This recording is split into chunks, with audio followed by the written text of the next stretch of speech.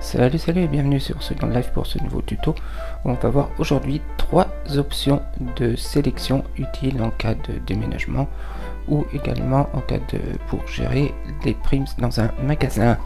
Alors pour commencer, je vais aller voir le menu outils et je vais détacher ce menu parce qu'après ça sera beaucoup plus simple en cliquant sur les deux barres du haut. Ça transforme le menu en fenêtre. Et cette opération, vous pouvez la faire sur n'importe quel menu ou sous-menu de Second Life, comme par exemple ici. Alors, voyons la première option.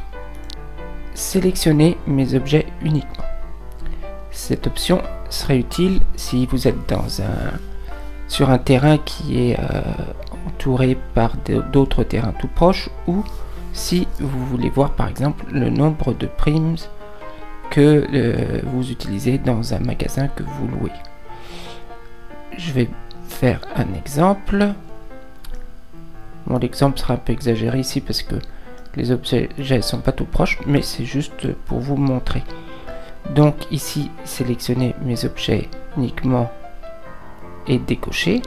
Je me trompe évidemment, j'appuie, prends la carte, non, je veux l'outil de sélection. Et je vais faire glisser ma souris pour dessiner un cadre autour de toute la zone de sélection. Je sélectionne la maison, là je vais un peu plus loin et vous voyez que je me retrouve à sélectionner également le petit îlot avec l'arbre et le rocher qui ne m'appartiennent pas. Ceci peut s'avérer gênant si par exemple j'ai envie de prendre la maison, ou si dans le cadre, comme je vous avais dit, d'un magasin où vous voulez savoir le nombre de primes que vous utilisez, vous aurez également compté les primes des magasins d'à côté. Je désélectionne, je retourne dans mon menu et je coche sélectionner mes objets uniquement. Je refais la même manipulation de sélection et vous voyez, même en entourant l'île et le rocher, ceux-ci ne sont pas sélectionnés. Je suis donc tranquille, je n'aurai que ma maison si je veux la prendre ou si je veux voir le nombre de primes qu'elle occupe. Voici pour le premier, la première option de sélection. La deuxième, ça sera sélectionner en entourant. Je vais montrer un exemple avec ce cube. Si sélectionner en entourant n'est pas coché, je vais faire glisser ma souris sur le cube et il suffira que j'entoure une toute petite partie du cube pour que celui-ci soit sélectionné. Par contre, je retourne dans le menu objet outils et je coche sélectionner en entourant. Je désélectionne le cube et je réessaye de le sélectionner. Et là, vous voyez, il faut que j'entoure tout le cube pour qu'il soit sélectionné. Cette option peut s'avérer utile, par exemple, si l'on a un gros bâtiment à sélectionner. Par exemple, cette maison, je vais décocher, sélectionner en entourant. Et là, il suffira que je sélectionne une toute petite partie de la balustrade pour que toute la maison soit sélectionnée. C'est beaucoup plus pratique.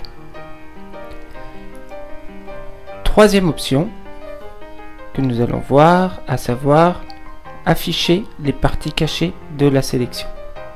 Là, je le décoche pour que vous voyez qu'est-ce qui se passe quand ce n'est pas activé. Je vais sélectionner de nouveau la maison et comme vous pouvez le voir, je vois bien que la maison est sélectionnée par les traits bleus, mais je ne vois rien de ce qui est sélectionné à l'intérieur.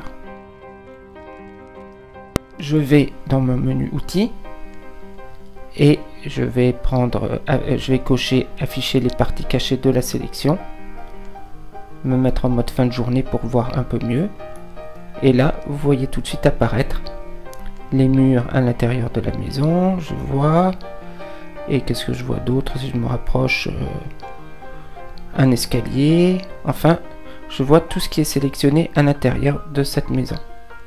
Et si je vais me balader dans la maison et que je décide par exemple de rajouter ce canapé à la sélection en appuyant sur la touche majuscule et en cliquant dessus, je ressors de la maison et voyez, je vois tout à coup mon canapé apparaître derrière le mur.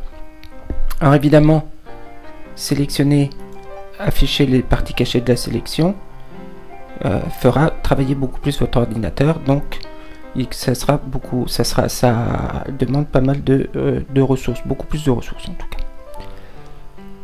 Voilà, donc c'est 3 options utiles pour, je vous le dis, pour déménager, pour pas mal d'autres choses.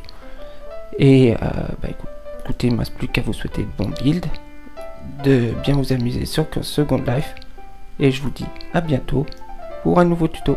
Salut!